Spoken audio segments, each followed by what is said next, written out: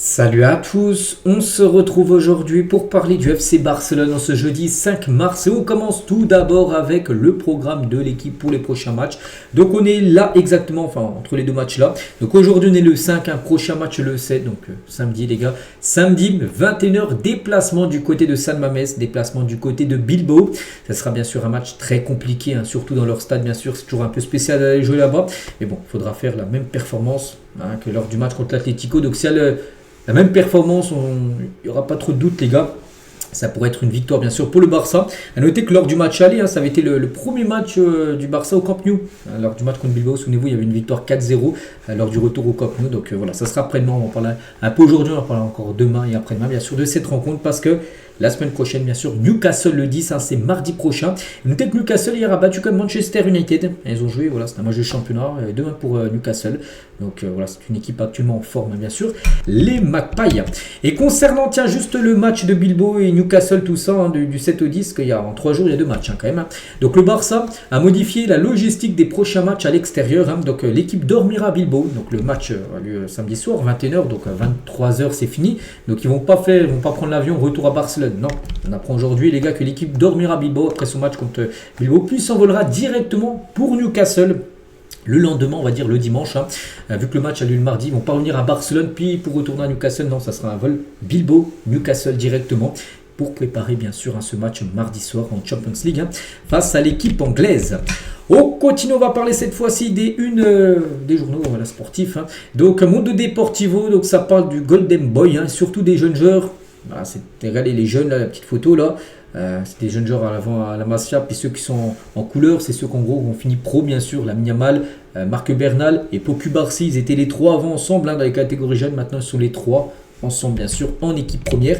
Et la génération 007, en gros la génération 2007, parce que ces 3 joueurs sont nés lors de l'année 2007, voilà, Lamine Yamal, Bernal et bien sûr Pau Cubarsí, maintenant c'est des titulaires, enfin surtout 2, Cubarsí et Lamine Yamal. Marc Bernal, s'il continue comme ça, je pense qu'il deviendra également un titulaire du côté du club. Tiens, en parlant de Marc Bernal, il a gagné quand même la confiance d'Hansi Flick par rapport au dernier match. Il a marqué quand même 4 buts sur ses 5 derniers matchs.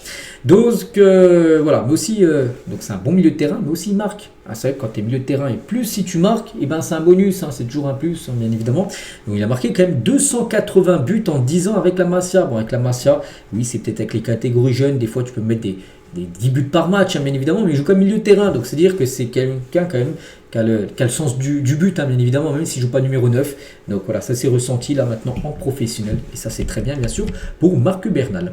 Et tiens, juste si on regarde un peu les milieux de terrain cette saison, donc par exemple Fermín López, Daniel Mo, Pedri, De Jong et Marc Bernal, donc le nombre de buts ou de passes D cette saison. Et ben voilà, donc bien sûr Fermín López qui est quand même un milieu offensif, des belles stats, 25 buts et passes D cette saison. Ensuite Daniel Mo c'est 13, Pedri c'est 11, De Jong c'est 8 et Marc Bernal c'est 5, alors qu'il a joué beaucoup moins de matchs par exemple que Frenkie de Jong. Voilà, c'est pour ça que je vous dis que De Jong, sa place, attention, je pense qu'elle va être en danger après la trêve quand il reviendra. C'est pas sûr si Marc Bernal continue à montrer des belles performances. En plus, s'il est buteur ou décisif lors des matchs, ce sera compliqué bien sûr à De Jong, lui qui marque quand même très rarement du côté du club. Toute autre chose, les gars, on va faire le point sur Jules Koundé et Alejandro Baldé. Les deux se sont blessés avant-hier lors du match de Coupe du Roi. Et communiqué médical tout d'abord sur Koundé. Donc Koundé souffre d'une blessure au biceps fémoral de la cuisse gauche. Donc en gros, c'est les ischio-jambiers. Voilà, c'est une blessure de la cuisse, c'est musculaire. La durée de son absence dépendra de son évolution, c'est un mois. Voilà, maintenant on sait, c'est un mois de disponibilité. Et concernant Baldé, c'est la même chose. Il souffre d'une blessure au biceps fémoral distal de la cuisse gauche. Quasiment la même blessure en gros. La durée de son absence devrait être de 4 semaines. Voilà, même chose en gros pour Koundé. Donc voilà, les deux devraient être absents pour ces matchs-là. Donc le match contre l'Athletic, désolé. Newcastle, donc contre Séville, contre Newcastle, contre le Rayo et contre l'Atlético Madrid. Donc là, ça sera un match de Liga, bien évidemment. Donc il devrait louper toute cette série de matchs-là. Donc c'est un coup dur quand même. Pourquoi ? Parce que c'est quand même 2 latéraux. Les deux, donc voilà, il n'y en a plus beaucoup. Maintenant, les latéraux de métier, j'ai pu voir du côté du Barça, tu as João Cancelo, qui joue à gauche et à droite. Donc là, il aura pas mal de temps de jeu, João Cancelo, et Gérard Martin.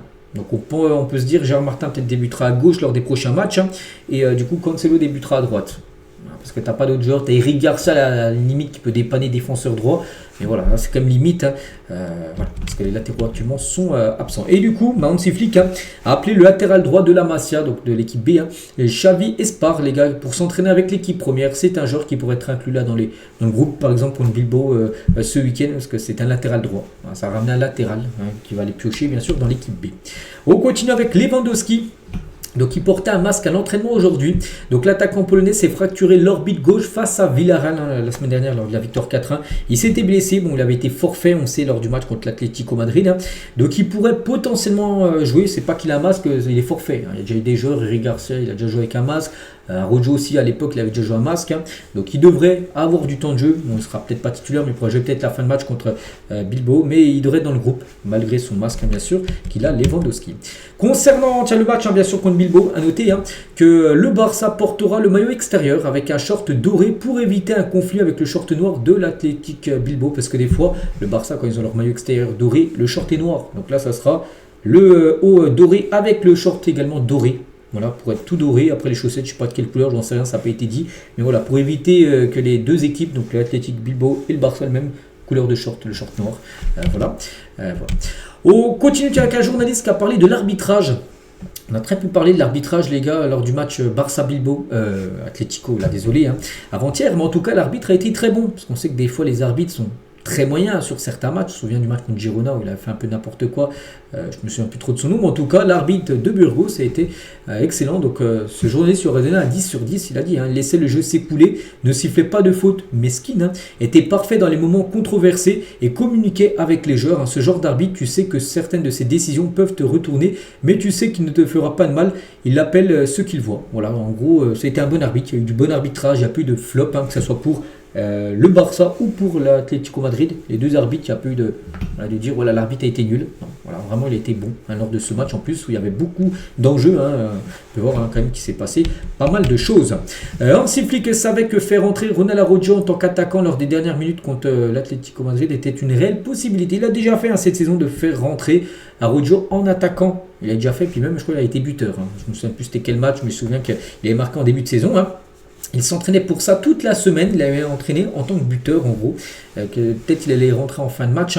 Bon, du coup il n'est pas rentré, mais on sait que quand il était plus jeune, Araujo, on a déjà parlé les gars, qui jouait numéro 9 quand il était jeune dans les catégories jeunes en Uruguay. Bon après ses éducateurs lui ont dit plutôt vraiment si tu veux être professionnel, va plutôt en défense centrale. Donc il est en défense centrale, mais il a toujours aussi ses aptitudes de buteur. Et ça qui peut dépanner, tu peux le faire jouer 5-10 minutes en numéro 9 si vraiment tu as besoin de marquer un but. C'est dommage, on a pu le voir jouer à cette position-là lors du dernier match. On va parler maintenant des prochaines licences. Vous savez, les licences pour ouvrir des parties du stade. Donc le Barça espère obtenir la licence du stade 1C. Pour l'instant, la 1A, 1B a été obtenue. Il faut la 1C pour ouvrir. Vous savez, là, quand on regarde le stade, par exemple, là, le dernier match, la tribune, je crois que c'est laquelle à gauche, est toujours fermée derrière les buts. Donc ce serait bien, le club espère accueillir 62 000 spectateurs, parce qu'actuellement c'est 45 000 places, pour le match contre Séville le 15 mars prochain, donc là, dans 10 jours, il y a un Barça-Séville, et on espère que la mairie de Barcelone accepte bien sûr que cette licence 1C soit délivrée, et du coup le tribune derrière les buts sera ouvert, parce qu'on se demande ce qui attend maintenant. Et le Camp Nou, les gars, n'oubliez pas, atteindra une capacité totale de 100 000 places d'ici la fin de cette année, mais le toit ne sera pas encore installé. Le projet complet avec la toiture installée ne sera achevé qu'en septembre 2027. Je le dis souvent, c'est après l'été 2027. Donc c'est ça, septembre, où vraiment le stade, comme ça, sera fini avec le toit. Mais fin d'année, là, donc on va dire décembre 2026, et le stade, il pourra avoir donc le premier, le deuxième niveau, même le troisième niveau ouvert, même si le toit ne sera pas fermé. Et ça sera pratiquement la capacité max. Je crois que ça sera 105 000 places exactement, la capacité max bien sûr, du Camp Nou. Et le Camp Nou devrait être fermé aussi pendant quelques mois pour installer le toit également. Le club l'a reporté à la fin de la saison prochaine, donc à l'été 2027. La construction finale devrait être finalisée d'ici septembre, comme je dis, 2027.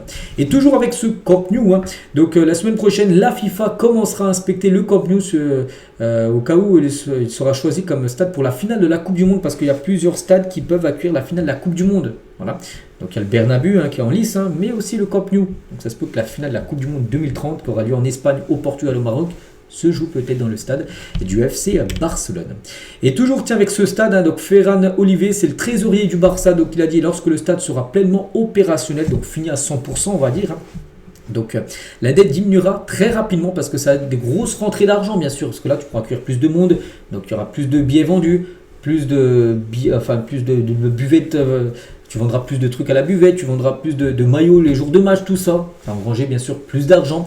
Et il le dit, donc, car les revenus du stade passeront d'environ 170 millions d'euros à plus de 400 millions d'euros par an. Donc ça va être, bien sûr, ça va être une grosse rentrée d'argent. Il est absolument faux aussi que le Barça soit dans une pire situation qu'à notre arrivée. Ce récit fait partie d'un scénario qui dit que tout est KO. À notre arrivée, le club avait perdu plus de 500 millions d'euros et nous n'avions pas, même pas la trésorerie pour payer les employés. Nous avons refiné la dette, obtenu le financement et pris la grande décision du mandat, reconstruire le stade pour que le Barça puisse rivaliser à l'avenir. Donc la dette est passée d'environ 650 millions d'euros à environ 450 millions d'euros. Voilà, il y a toujours encore de la dette, il dit, mais c'est quand même réduit, bien évidemment, parce qu'avant avec Bartomeu, le club était un petit peu géré n'importe comment, il a perdu énormément d'argent. Et toujours avec ce trésorier du Barça, donc nous sommes très proches de la règle du 1 sur 1, et d'ici l'été, le Barça pourra enfin fonctionner normalement sur le mercato. Cet été, nous serons prêts à donner à Deco et Hansi Flick tout ce qu'ils demandent, et on sait qu'il y a des priorités. Pour moi, je sais c'est quoi les priorités. Un défenseur central, un numéro 9, ça c'est déjà sûr qu'il y aura un joueur de premier plan sur ces deux positions-là, puis après peut-être recruter d'autres postes, peut-être par exemple les latéraux, comme là ils sont blessés, puis même ils ne sont pas non plus sensationnels cette saison, donc voilà, il pourra avoir aussi quelques renforts sur ces positions-là. Et pour finir aujourd'hui, pour finir avec ce Ferran Oliver, il a parlé aussi de Messi. Nous voulions que Lionel Messi reste à Barcelone à l'époque, mais ce qu'il demandait financièrement était impossible, et nous devions mettre le Barça en premier, parce que Messi, les gars, il était prêt à rester, mais il demandait peut-être un salaire encore énorme. Et le Barça était dans le rouge total. Peut-être le Barça était dans le rouge par rapport au salaire énorme que le Barça versait à Messi. Puis Messi voulait encore beaucoup d'argent. Il a dit non, c'est pas possible, tu me donnes trop d'argent, et du coup voilà, ça a été fini. Puis du coup il est parti au PSG. Voilà, c'est vrai qu'il aurait fait un effort, Messi, il aurait un peu compris en gros les finances du club qui n'étaient pas bonnes. Il serait certainement resté au Barça, il aurait peut-être fait toute sa carrière à Barcelone. Léo Messi, mais bon, ça s'est passé comme ça s'est passé. Voilà les gars, ce qu'il y avait à dire aujourd'hui, j'espère que ça vous a plu. On se retrouve nous demain on est vendredi, demain on est la veille du match contre Bilbao, et demain il y aura de nouveau des choses à dire. Allez, je vous souhaite une bonne journée et à demain.